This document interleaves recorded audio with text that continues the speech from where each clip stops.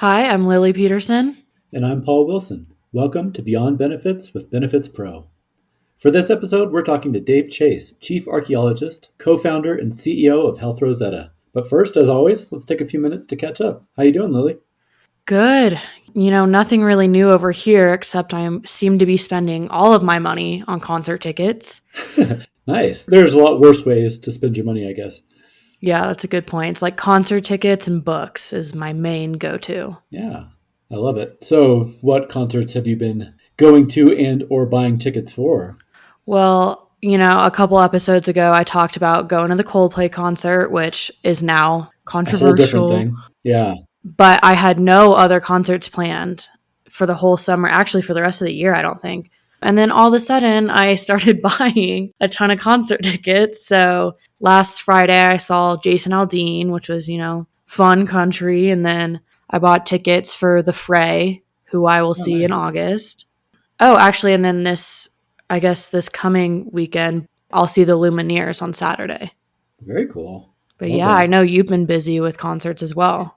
Yeah, I just was lucky enough. We live so close to one of the best venues, some people say in the world. I would argue that's true, in Red Rocks. And I always go there, take people on tours and we hike around there and stuff. But I've only been to a couple of concerts there. And recently I was able to go see Beck with the Colorado Symphony Orchestra there. And that was just absolutely amazing. Such a cool venue, a really good gig.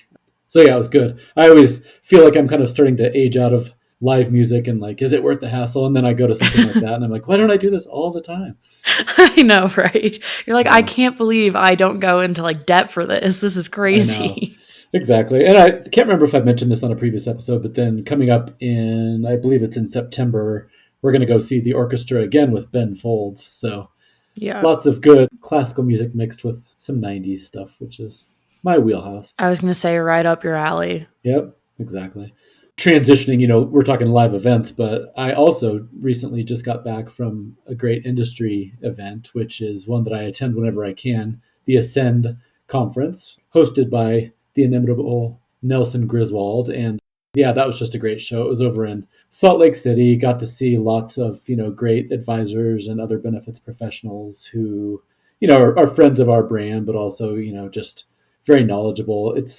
I wrote a recent column about this. It's just when I came into the industry, I was very skeptical, or at least I did not enjoy industry events, and I was a little bit lukewarm on the impacts of in-person networking. Yeah. And I gotta say, I'm a convert now. Not only have I kind of shifted away from being quite so much of an introvert in general in this role, but also just I have come to realize just the value of being at a show, meeting people, hearing different sessions and things like that in person. It's just a different energy. And I know you've experienced some of that at our expo too.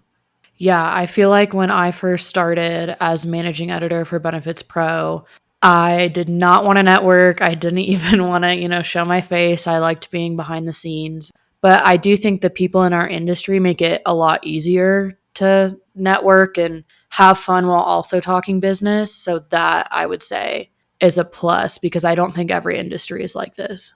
No, you're right. It is such a great industry filled with all kinds of characters, but also just lovely people who are always willing to reach out and help. Yeah. It's one of my favorite things about the job. So yeah. And then for the rest of the year, I do have a few more that are coming up that I'm looking forward to. We're going to talk about one of them during today's interview, which is Rosetta Fest, and I'll touch on that here in a second.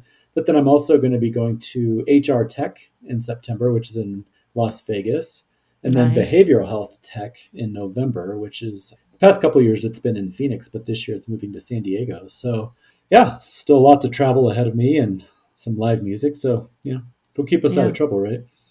Well, you would think. I mean, Vegas, but I know you hate Vegas. So hopefully it's just filled with fun times at the conference and not fun times outside of the Yeah, conference. exactly. No, I'm not a big Vegas fan. I've talked before. I did finally discover one bookstore, so if I get any free time, that's where I'll be. Surprise, surprise. But yeah, well, speaking of all these industry conferences, I guess we should probably move on to the interview today with Dave Chase, the chief archaeologist, co-founder, and CEO of Health Rosetta.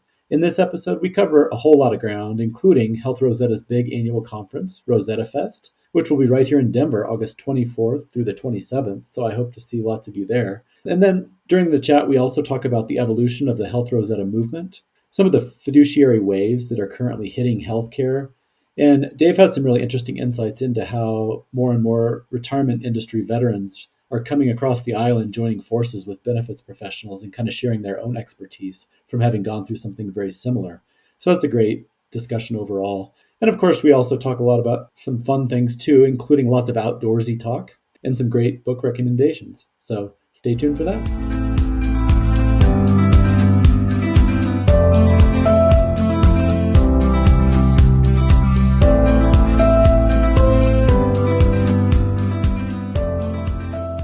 Joining us today is Dave Chase, Chief Archaeologist, co-founder, and CEO of Health Rosetta. Welcome to Beyond Benefits, Dave. Hey, thanks so much for having me on. I've loved your show. I know it's pretty new, but I've been listening to all the episodes you had. Oh, awesome. Well, thank you. We're thrilled to have you on the show. How are things going in your world? I imagine fairly crazy as we get close to Rosetta Fest, which is coming up soon.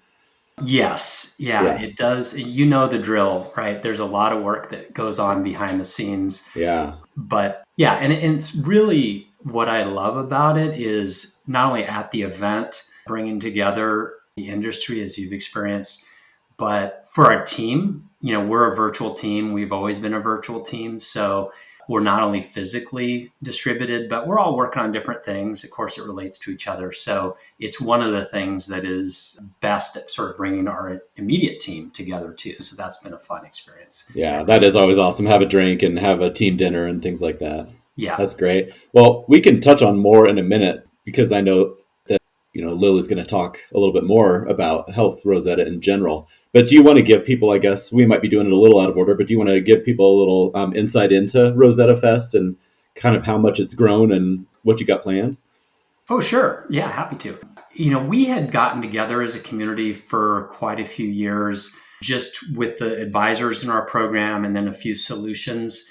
And the last one of those that we did like that was coincidentally in Denver in your backyard 3 years ago. And we had 200 plus folks. That was great. We liked it. But one of the things we realized was we were playing kind of this connective tissue role where, there are a lot of great industry events, but they tend to be orthopedic surgeons or health tech people. And so we decided, hey, we want to open it up. And then as we'll probably talk about, we have this whole notion of open sourcing what we're doing, and it seemed antithetical to only have it be our community given what had on the horizon. So yeah, we had last year a little over 1,000 people, and it was pretty evenly split. You had certainly our original community, the benefit advisors, benefit consultants, and then we had pretty equal number of employers and unions, pretty equal number of clinicians, and then kind of the solution/tech folks is kind of the fourth bucket. And so that's where it's changed quite a bit. And yeah, it's fun to cut across the industry, and ultimately it's a team sport to pull this off. So it's not easy. And so it's wonderful to get everybody together like that. Yeah, like you said, I haven't been in a couple of years. The last one I was able to attend was in Denver. And when I saw that you had the convention center booked for this one, I was like, oh boy, they have grown a lot. So I'm looking forward to seeing just the evolution and how it's changed, because I'll definitely be joining you here soon. Yeah, looking forward to it. Well, I mean, I imagine kind of what Paul said. Most of our listeners are familiar with you, Health Rosetta. But for those who aren't, can you give a little bit background about yourself, kind of how you got here, your company, and a little bit about what you do on a day-to-day basis? Yeah, definitely. I mean, my background was really health tech. So way back, I was putting in systems inside of hospitals. These days, you call it revenue cycle management. It was for a company called Accenture. And then I went over to Microsoft, it was a long time ago, started their healthcare ecosystem. So they have today 28,000 partners in their healthcare ecosystem. They kind of make Legos that other people assemble into solutions. And it's about a $30 billion ecosystem. And that was quite a ride, a lot of interesting experiences there. And then this thing called the internet came along that you guys might have heard about. And I wanted to get in the product side. So I actually left the healthcare role at Microsoft before I left there. And I've been out of Microsoft a long, long time now. But in terms of how I got to where I'm doing now, it was really a personal experience that I had a friend who had a pretty similar career to myself.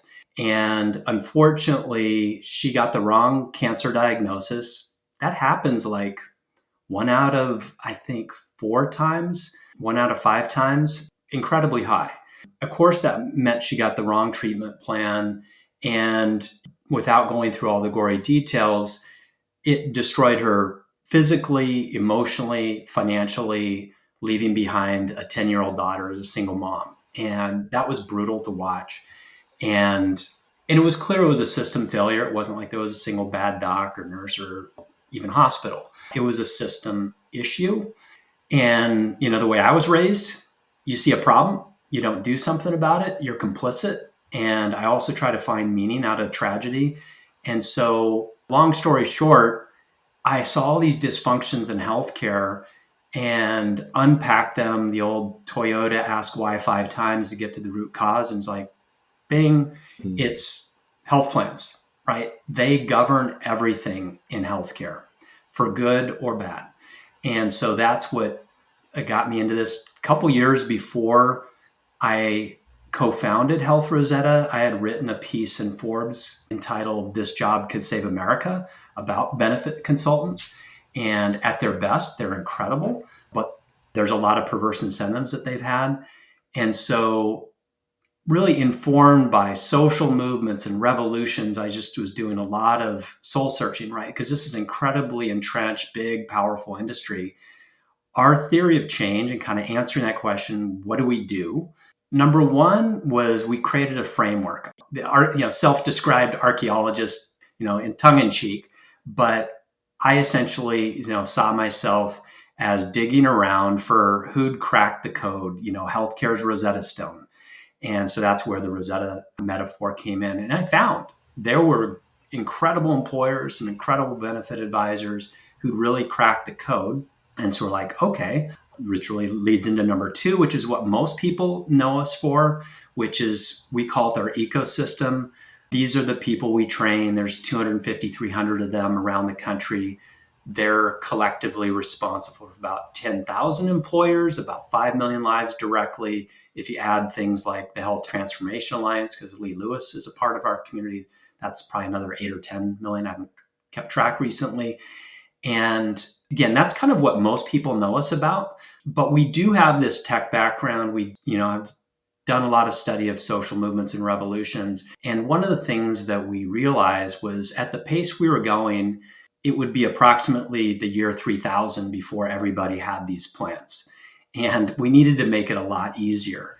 Yes, these plans were incredibly impactful, but it was a lot of work to do them. So the third thing that we do, we describe it as a technology-enabled service. And so there's about 400 employers that in tandem with a subset of the Health Rosetta advisors is our performance lab. And so we're deep in the trenches. Our Q4 is just as hellacious as anybody else's.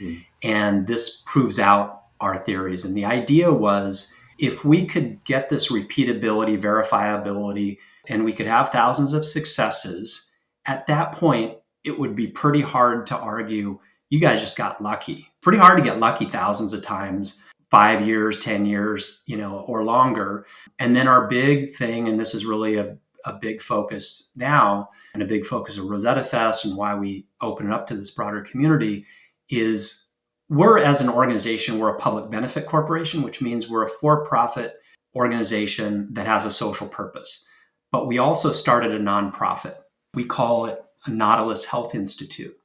And so if you look at the work we've been doing, really the success cycle that we saw over and over amongst the folks with world-class healthcare plans is number one, they had the right procurement methodology. They weren't just like, hey, industry, throw your stuff over the wall and, we have to take it or leave it. No, they define it just like anything else in business. They define what it is they want. And then number two, you need to codify that in contracts. And that's probably the most unique thing that we brought to the table is we've rewritten all these contracts and then kind of what leads into the third piece of it, which is you need to prove it in the data. You might have great contracts, but either honest mistake or malfeasance doesn't mean they're going to use that. And then it's rinse and repeat.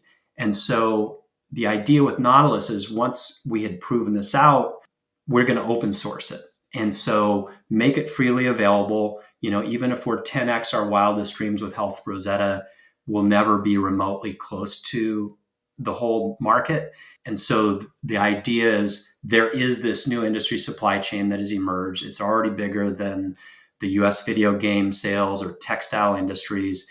Like any industry that's going to grow, it needs to have standards of excellence. And so it's got to be bigger than Health Rosetta. So that's what the fourth sort of pillar for us is, this Nautilus Health Institute. We have catalyzed that with $4 million of our own investment that we've been making in these contracts and the technology to basically ingest and process the data.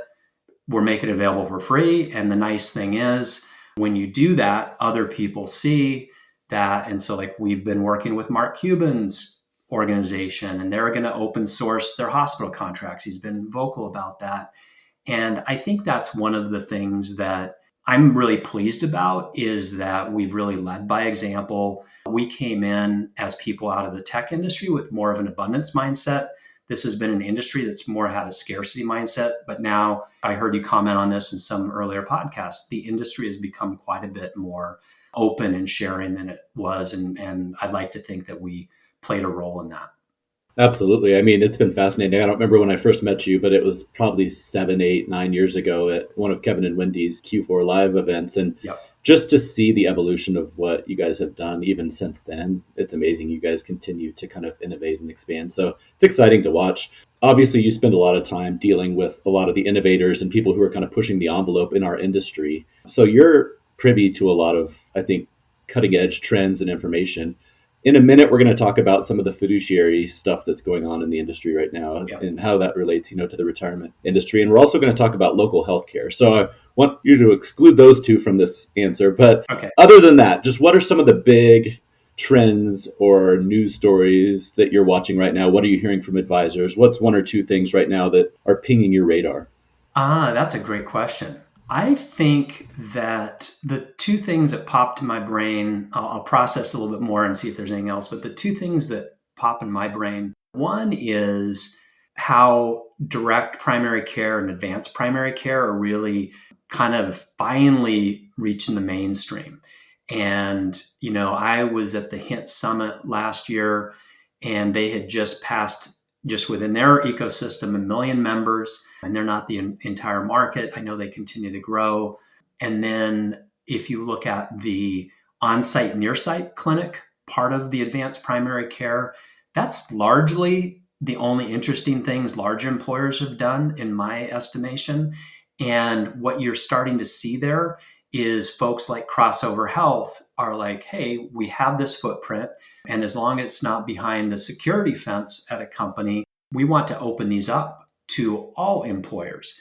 And so we know that there's no well-functioning healthcare system in the world not built on proper primary care. I'd written the seminal paper on direct primary care 12, 14 years ago or something like that. So I've always tracked that, and it's kind of been frustrating how slow it's gone. But that really seems to be hitting its moment. Like, you have to rebuild primary care in this country. We've absolutely destroyed it. And now if you look at the on-site, near-site, they have access. I think there's 20, 30 million people have access to that. Like, that's a nice start in rebuilding primary care. So that's a huge one.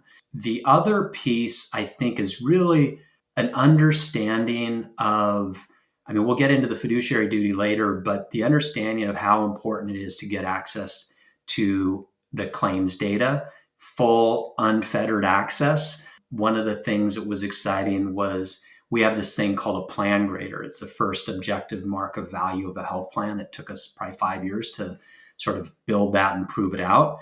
And we had Tufts University did a study on these. We have 2,000 or 3,000 plan grades now, and they found the single most predictive element of a health plan as to whether it would be high performance is related to that. Do you have complete unfettered access to your claims data? And so I think people are realizing that. You've seen the Tierra Yachts versus Blue Cross Blue Shield of Michigan, what they're doing. I don't know if you heard about the TML recovery versus Cigna. just extraordinary. I can share that story if you don't know it, but it's incredible what's happening when you're not looking. And when you look, these things are straightforward to stop, and some people are kind of amazed that we have so many employers that are spending 20, 30, even 50% less per capita with better health plans. I'm like, you don't have to be that good. You just have to really pay attention, to the data. Yeah, no, like you said, it's interesting because so many of these ideas have been percolating, and I think you probably have been involved with them way longer than I have. But even in my time in the industry, to hear these terms, to start to see them grow, and then it's like fits and starts. But like you said, with direct primary care and a few other things right now, it does feel like something is shifting, and the scale is really changing at a pretty rapid rate compared to what we've seen previously. Yeah, definitely. There was this big bill that passed recently, and one element of it that the DPC community had been fighting for 15 years was allowing HSA dollars to be spent on DPC. So it's like just another little thing, but nice marker of some advances in the industry. For sure. Well, as Paul mentioned a few minutes ago, there's a lot of legislative moves, lawsuits in the news these days, including a lot around fiduciary duty and transparency. So, what are your thoughts on this trend? And maybe if you could get a little specific about, like, what do you think benefit advisors and other benefit professionals should be paying attention to? Yeah, it's a big deal. If you look at the retirement, same law and what happened there, and you talk to the people who've lived through that, I mean, it was almost a complete washout of the existing players, that didn't make the move once, because I think it was the Pension Modernization Act or something like that during the George W. Bush administration that was sort of the equivalent of the Consolidated Appropriations Act. And so when you have that kind of shift, there's massive new winners, and of course, there's losers in that. And if you look today, yes, there were two unanimous Supreme Court verdicts, one 401k, one 403b on the nonprofit side. That's pretty extraordinary, unanimous verdict out of the Supreme Court. And the issue in those two cases were broker compensation. And that was one of the factors that when we got started, I mean, I was writing about ERISA fiduciary duty, and it was the largest undisclosed risk that risk management practice leaders at places like EY and Accenture were saying was around the ERISA fiduciary risk. This was coming, and it's one of these things that's sort of like there's an earthquake, but then it takes a while for the tsunami, to sort of hit. It's starting to hit.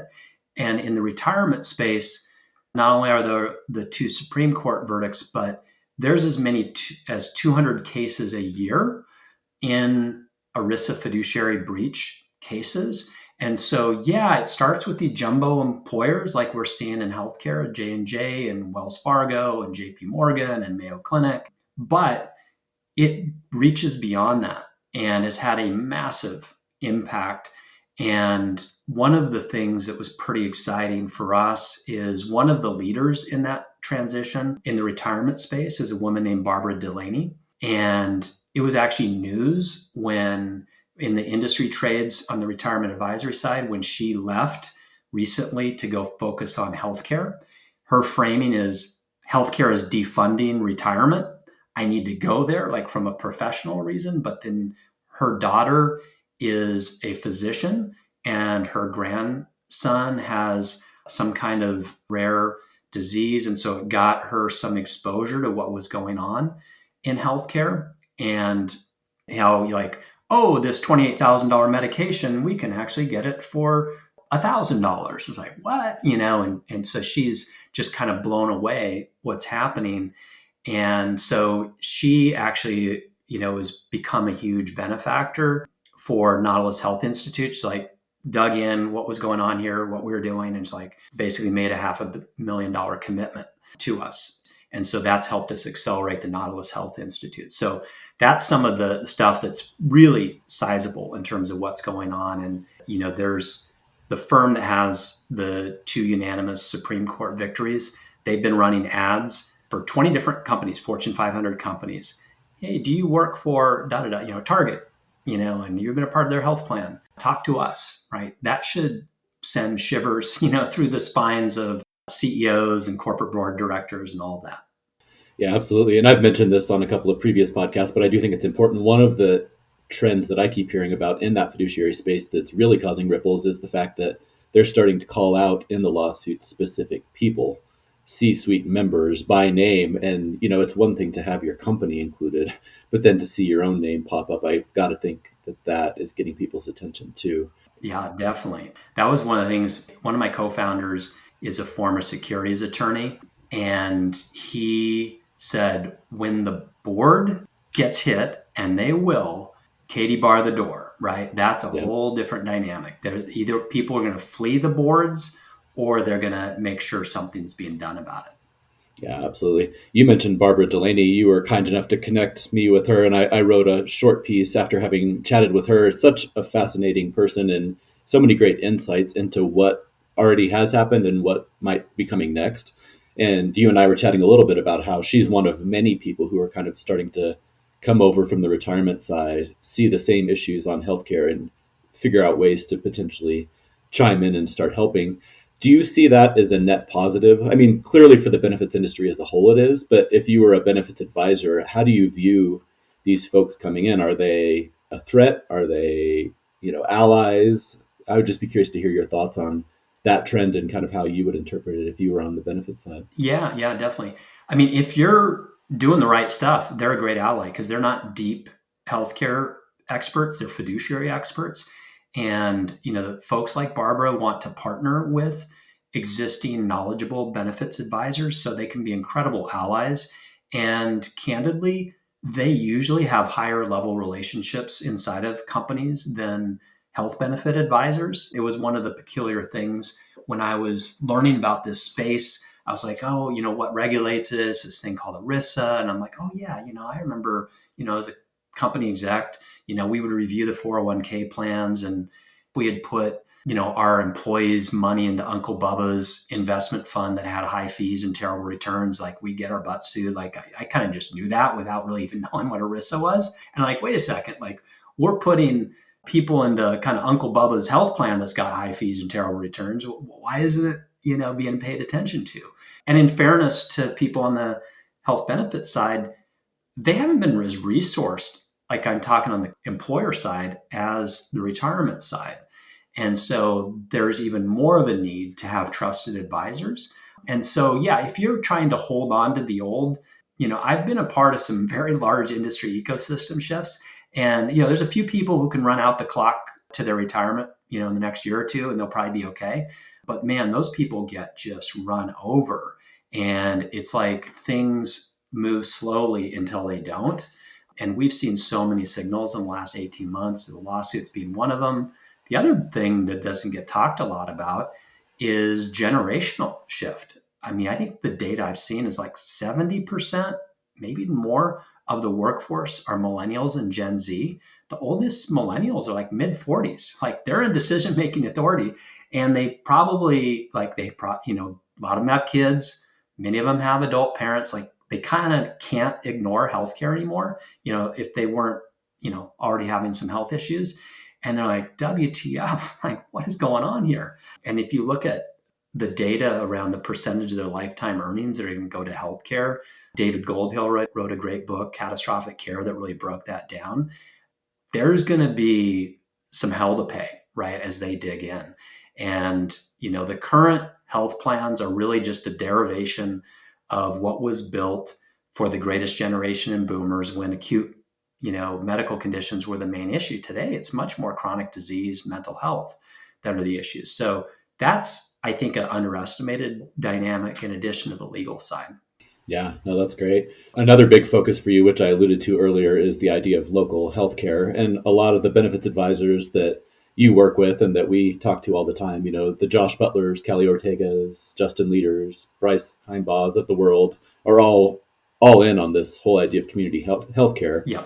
You wrote a book about it, clear back in 2020. Just can you talk a little bit about that movement, how it's grown and kind of where it stands? Because right now, a lot of the advisors I'm talking to, including Josh Butler, are doing some really cool things in their local communities. And just like you, they're willing to share their secret sauce and talk about what works and what doesn't. So I would just love to hear your thoughts on where that stands and where you think it might be headed. Definitely. Yeah, funny you mentioned that book, Relocalizing Health.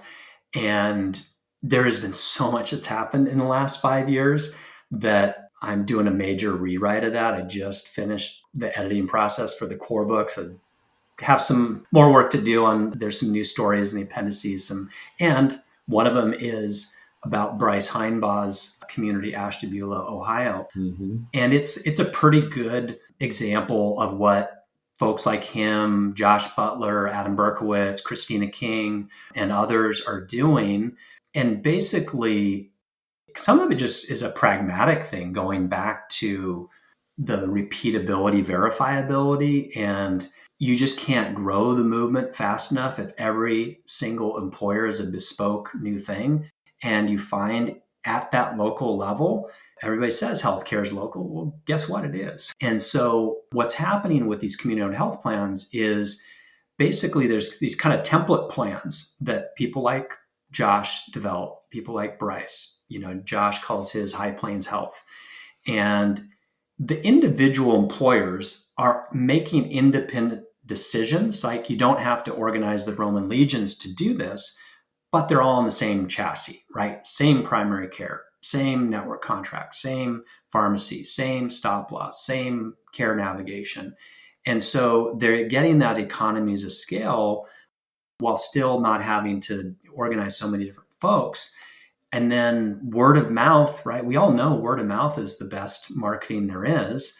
And then the best content for word of mouth is success. And it's also an antidote against the inevitable fear, uncertainty, and doubt that the status quo protectors will use that always happens, no matter the industry. And, in a place like Ashtabula, when, that happens, people are like, I don't know what you're talking about. Like, the school district has it, the chemical company, the auto dealer, the city, the county, like, we can see it with our own eyes. They're our neighbors, they're our friends. This is working incredibly well. It's like the first time a raise has meant anything and it hasn't all gotten eaten up by the increase in out-of-pocket or premiums or combination of that. And so it's a really powerful concept. And it's ultimately, my job within Health Rosetta is to be the person who thinks about the 20-year time horizon. And I think a lot about what's the world that I want to live in, but what the world that I want my grandchildren, if I have them, at some point, to live in, and say, gosh, I had a good ancestor. They actually did something about this. And if you look at the things that have already happened today, one of the things I wrapped up the new book with was kind of a time travel into the future of, take all the things that are already happening today, but imagine they're in one place at scale. What does that community look like? It is radically different than the average American community. Like, there is so much anxiety, 100 million Americans in debt to healthcare today. Like, that's not a bug, that's a feature of our system. And so in that long-term perspective, more and more you're seeing these advisors work with public sector employers.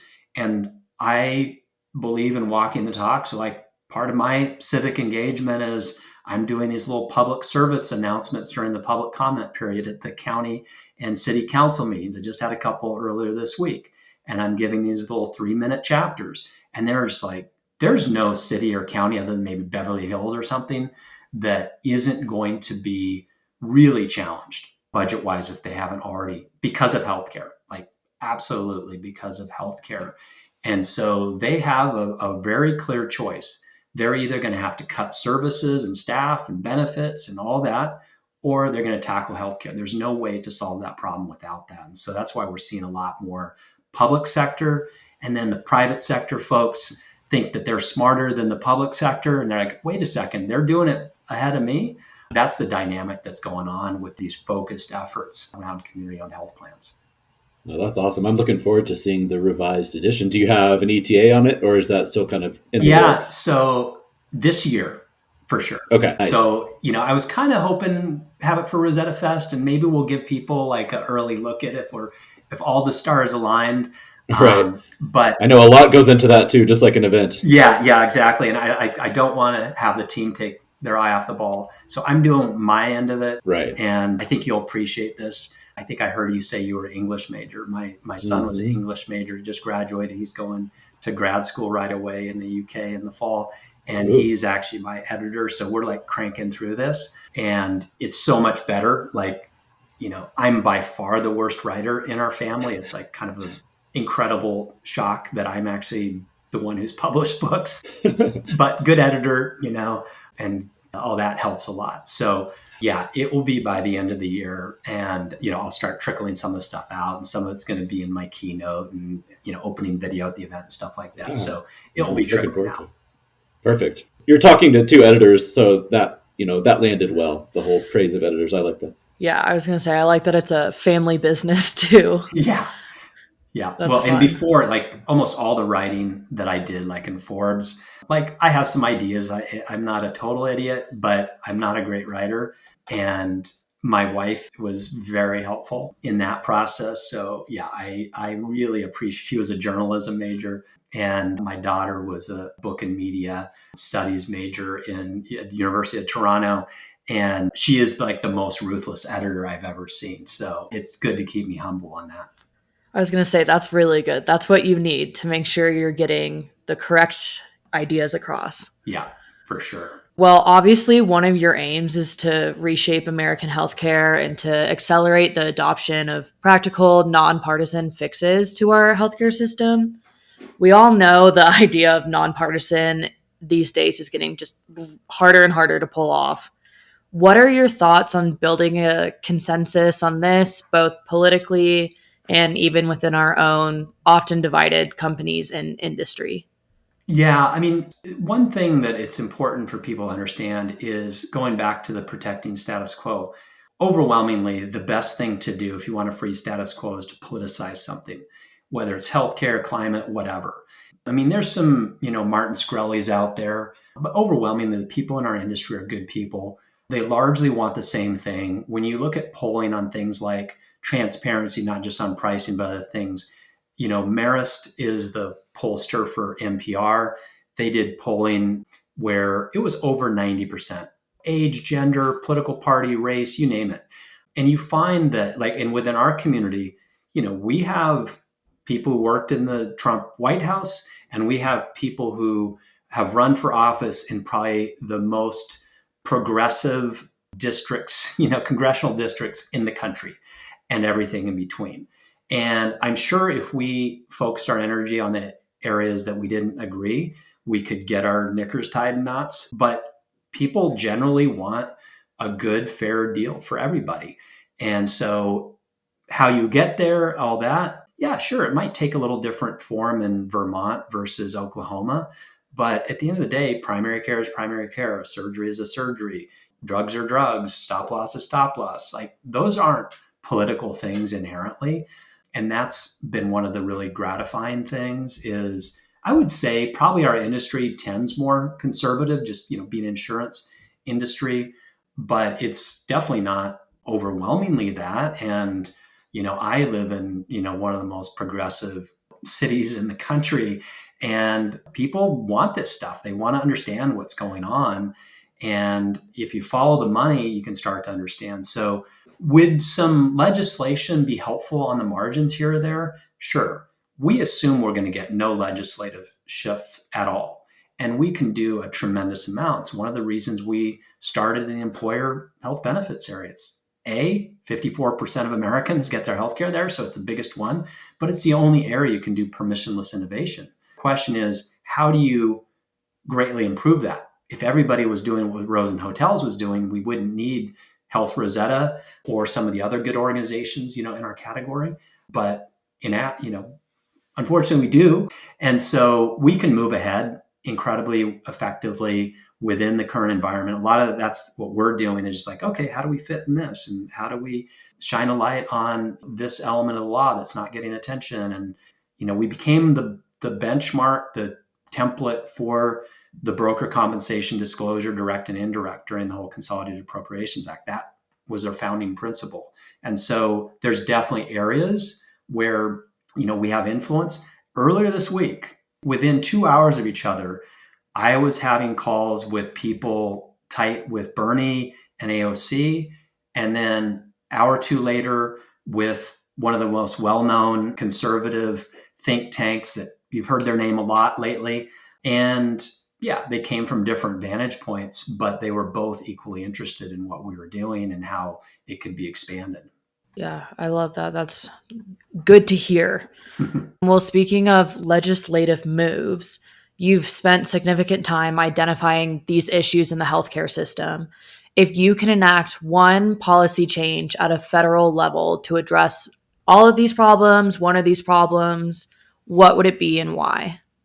I would say there's one in the works. And so I'll take one that's in the works and then I'll take another. I'll sort of do a potential one, if you don't mind. So the one in the works, it was the Braun Sanders bill. It's now, Mike Braun is now the governor of Indiana, definitely a very conservative individual, Bernie Sanders, right? Now it's Marshall Hickenlooper. Marshall's a very conservative senator out of Kansas. Hickenlooper, former governor of Colorado, senator from there. And it's very much about strengthening and codifying the Consolidated Appropriations Act.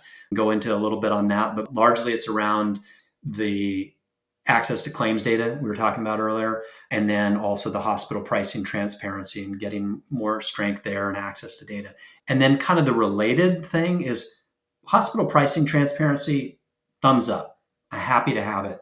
But my dream legislation would be absolute transparency on the full chain of custody of healthcare dollars, starting with hospitals. And transparency broadly, not just the dollars. It's safety culture, it's quality. There is data that is being masked right now, executive compensation of the C-suite, both the direct, the life insurance policies and all that, but also where many of them, some of the big health systems, they'll have hundreds of entities and, the CEO and others will have stakes in these other organizations. I think we need to have the same level of transparency as we have in aviation. Many more people die from preventable medical mistakes than plane crashes. So sunlight's a great disinfectant, as they say. So I'd like radical transparency on the most important industry and the one that we lose the most lives because of lack of transparency. Great answer. We didn't put you on the spot at all. You came prepared. So you're in a position where you've been kind of in this leadership position, again, at the kind of the front edge of this industry for a long time.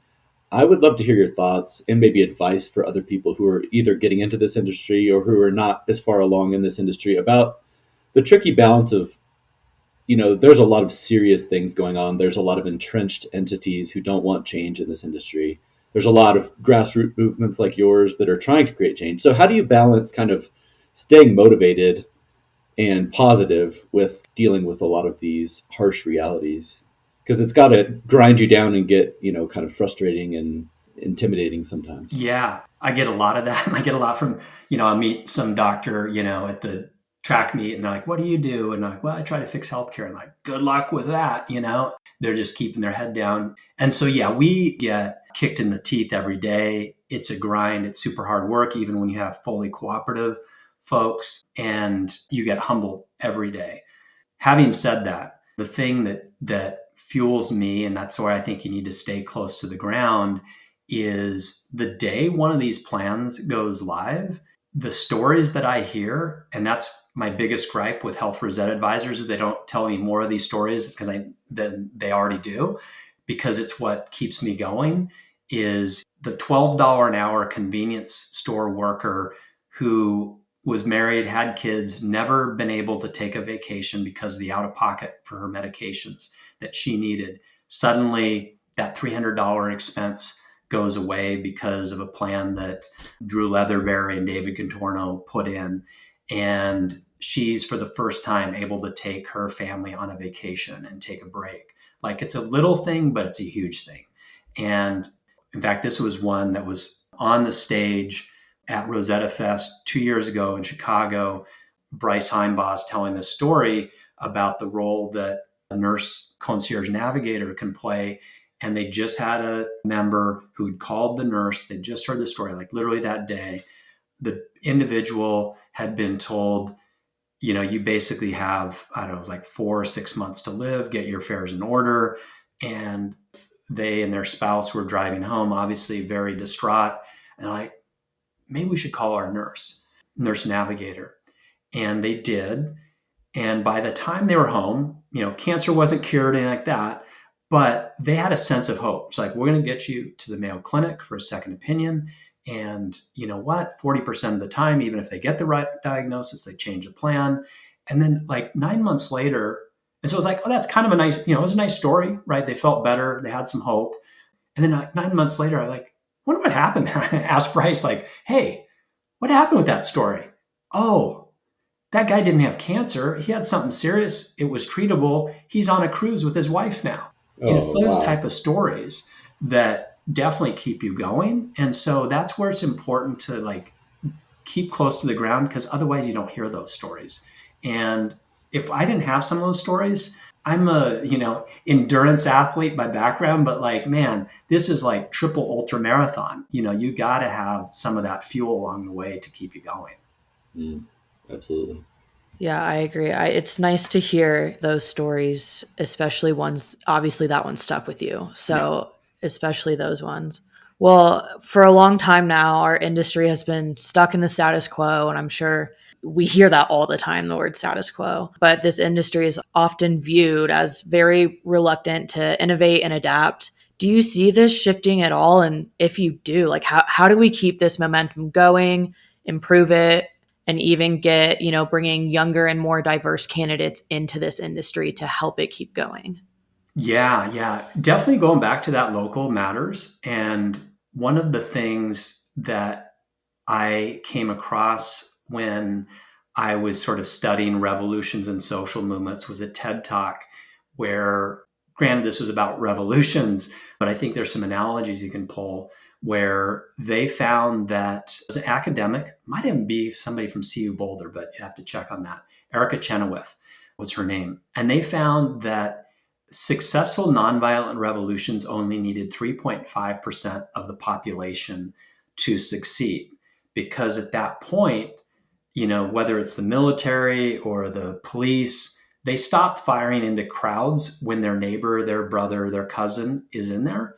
And that was a key element. And so you bring things down to the local level, 3.5% of the employers in a given area, that's not that crazy big of a number. And so that's where, if you look at things from police, fire, postal service, schools in the US, they all started at a local level and then replicated. And we tend to want this grand gesture from on high to solve all the industry problems. That's not the way problems have gotten solved in the world in the past. And they definitely won't here, given the level of lobbying and regulatory capture. And then on the age thing, actually, one of the other meetings I had this week was a coffee with, because there was a few folks that I was talking with, and, they're basically my demographic. And it's like, no offense to, people my age demographic and all that, but like, we need to have more young, activated people, and people want to drive change. And, I've got two 20 somethings myself, and I have incredible hope in this generation. They are fed up and they want something different for good reason. And this is an area that, not many people are thinking, gosh, I'm going to go into health insurance, change the world. But guess what? You can have a massive impact. And I was like, your generation, she was like 30 something, really involved in the food movement, local food, sustainability. I'm like, are you guys talking about healthcare? Does it matter to you? Because I was kind of thinking the answer was no. She's like, oh, yeah, this week we were talking to some farmers and they've got no healthcare and they got pretty high risk. And we really need our farmers.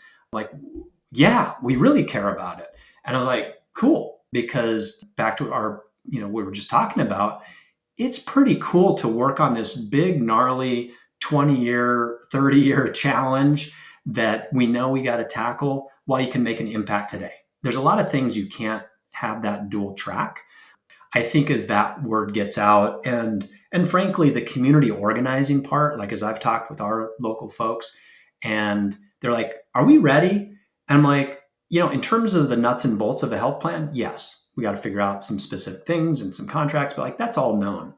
I said the gap that we have to fill is, tapping into social capital and local social movements. That's where we have a lot to learn. And there's people very passionate about that. And on the ground, one of the companies that we're talking with, it's a construction company, super successful, but incredibly civic minded organization. And the leaders are just like, they want to have a great legacy. They're just incredible people. And so I think they're going to be the early adopters. The civic minded businesses, the co-ops, like if you look at the awards that we're giving out at Rosetta Fest for the top employee health plans in America, really overweights on co-ops and ESOPs, employee stock owned companies. And we've got like a couple grocery co-ops, there's a couple credit unions, there's a farmer co-op, and it kind of makes sense. Like they tend to care more about their people and their community and all of that, and goes back to that local. So a lot of what we do is just try to find pattern match, like where are these things taking? Like, oh yeah, it's common sense that co-ops would have that. In fact, our long-term vision is this is like a rural electric cooperative utility owned by the community.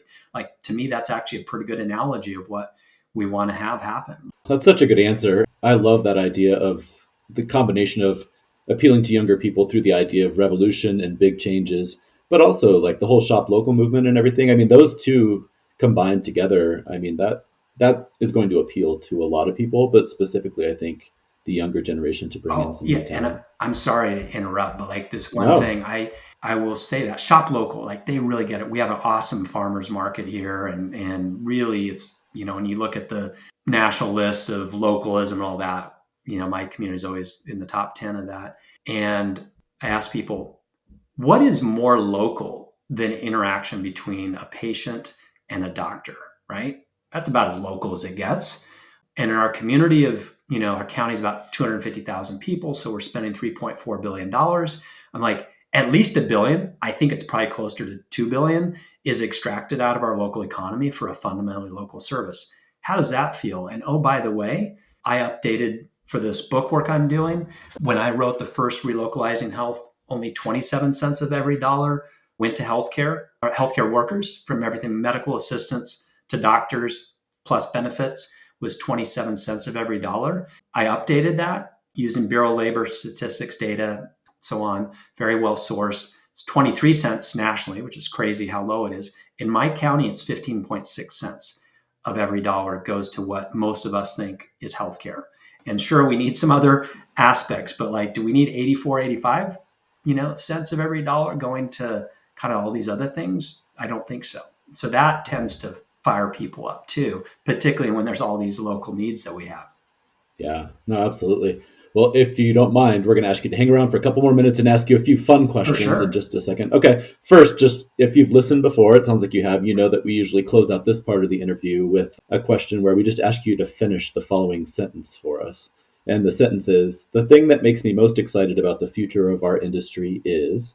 Yeah, I talked about the growth of the industry, but it's like when people are adopting our approach and they don't even know who we are, we're succeeding. And we're seeing that with like, we open sourced our broker, our advisor RFP, the TPA RFP, and people are going, hey, somebody like a Josh Butler or Bryce, like, hey, this just came across my desk. Like, I'm like, we don't know these people. Like, that's what gets me excited. When people who don't even know us are using our tools, that's when we're succeeding. Yeah, no, that's amazing. All right, so now we will shift gears a little bit and focus on Dave Chase as a person. We talked about earlier how this industry can be rough on people and can grind you down. Yep. And we always like to check in with people and just see, like, in your free time, what do you do to kind of get away, relax, and refresh a little bit? Oxygen-fueled mountain sports. So anything that involves going up and down mountains, skiing, biking, running, hiking, whatever, like that, most of that absolutely demands your full attention, which is great. I mean, sometimes it's nice to go on a run and think about stuff, and that's definitely helpful. But I like stuff that just like forces you to pay attention. You're skiing down a hard run or, tough pitch on your mountain bike. If your mind's wandering, you're going to pay a big price. Yeah, I bet you that's nice to just kind of, your brain is basically turned off from all the worries and stress. So you're the guy when I'm like chugging up the side of a mountain and feeling very proud of myself, and then you're the guy that like runs by me. Is that Yeah, right? I'm afraid so. Fair enough. Fair enough. So funny. That's when Paul, pulls to the side, pukes a little, and keeps going. Yeah. Exactly. Exactly. Well, kind of like we had said earlier, Paul and I are big readers. We enjoy writing as well, both English majors. And since you have written multiple books, essays, articles, I was curious if you could walk us through, your writing process a little bit. Like, what gets you inspired? Is it all just healthcare, sometimes business, sometimes fiction? Yeah, I mean, there's some specific books I could talk about that I've enjoyed and gotten inspiration. Happy to do that. And I wouldn't want to blame those great book writers, authors for my process because it's pretty darn unconventional. It's more like I get a bee in my bonnet and I'm out for a run or walking. I'm like, rah, rah, rah, I'll like record into a voicemail or like send text message to Dave Chase Mobile and, read into it because, my phone is in a little backpack, but I got earbuds in. So it's very random. And then I collect my thoughts, organize them, and tend to write in fragments. And then over time, kind of see through lines on, some of this could be strung together into a longer narrative. So you can tell that I didn't pay close enough attention in my English classes and all of that because it's not anything I'd recommend, but it seems to work for me. Again, though, the world needs editors. I mean, you're talking to two of them, so we're okay with this process. Okay, good. We need something to do. So yeah, keep us busy, please. Yeah, I agree. It's supposed to be messy, and then you can put it all together. Yeah, there's a few books I'll mention that I get so inspired by, and there's like one that's really been on my mind recently because of the cooperatives we were talking about. The biggest, most successful family of cooperatives is in Mondragon in Spain. It's a part of the Basque region. And if you like wisdom literature, like Stoics or Proverbs, there's a book that's a compendium of reflections. It's called Reflections. It's about the kind of creator of the Mondragon cooperatives. He's got a very long name. He was a Catholic priest. It's like Father Jose Maria Arismendi is the shortened version of his last name. It's a longer name, but that's an incredible book. Braiding Sweetgrass. I'm in a book club. I never would have picked this book up on my own. It's unbelievably beautifully written. It's a woman that's an indigenous woman, professor, botanist, and just one of the most beautifully written books I could ever imagine. And then Stephen Ambrose, he's passed, but he has undaunted courage about the Lewis and Clark journey. And he's like the guy you'd want by you at a campfire, spinning yarns, like just incredible storyteller. And then last one I'll mention is Ministry of the Future by Kim Stanley Robinson. It's a cli-fi book. I'm not actually a huge fiction reader and definitely not a sci-fi reader, but it's just an incredible book. And I will say for folks who aren't necessarily book readers, it is probably a book I would recommend to do in the audio version. There's like 40 different characters in this book. And so they have all these different voice actors and, there's a Nepalese accent. There's an Irish accent. There's a, Australian accent. And you can kind of pick it up. It's pretty incredible book. And so those would be ones that, again, I get little inspirations like, I need to up my game and, use metaphor more and things like that. I could talk to you about this topic alone all day, and I may actually start bugging you separately from our podcast. But yeah, that Braiding Sweetgrass is amazing, and she actually has a new book out called Serviceberry. Yeah, we got that. It's very short. Okay. It's a great book. Yeah, it is. It is. Yeah, but great recommendations. Like I said, I could go on and on, but I will hold back. Well, yeah, the last question I wanted to ask you is you touched on the fact that you're a longtime athlete and do a lot of things yourself, but you've also done a lot of coaching. We were just curious, like, what are a few of your favorite events that you coach, compete in, or watch when you go to a track meet? Yeah, pretty easy. I mean, it was ones I did, but even before I did them, I love watching them, which was the 800 meters. It's this kind of half sprint, half distance. After one turn, everybody goes in and it's just chaos and mayhem and elbows and people going down and people, going out too fast and crashing and burning and big, turmoil at the end. So it's like very exciting that way. And kind of similar is the 4x400. aka the mile relay. That's usually wraps up a meet, and you get these incredible people, and it's a 3-turn stagger, which means after 3 turns, everybody comes in. And so you have these sprinter level people who are used to running in their own lanes, and they're just getting after it. And there's so much back and forth and chaos, and the exchanges. Again, I don't know, maybe that's why I like healthcare. There's a lot of chaos here too, but those are fun to watch for sure. Nice. Kind of sounds like the short track when you watch the Winter Olympics and they have that short track skating yeah. where it's just like wiping out and like throwing elbows and everything. Totally. I love short track speed skating. Amazing. Well, thank you so much for giving us a little more insight into you. But yeah, overall, just for joining us today. We're big fans of you and all that you do, and look forward to continuing to work with you in the future. But yeah, thanks so much for joining us, Dave. Absolutely. Thank you so much for having me. For all of our listeners, please subscribe to Beyond Benefits with Benefits Pro anywhere you get your podcasts. And if you want to rate us, we'd love your feedback.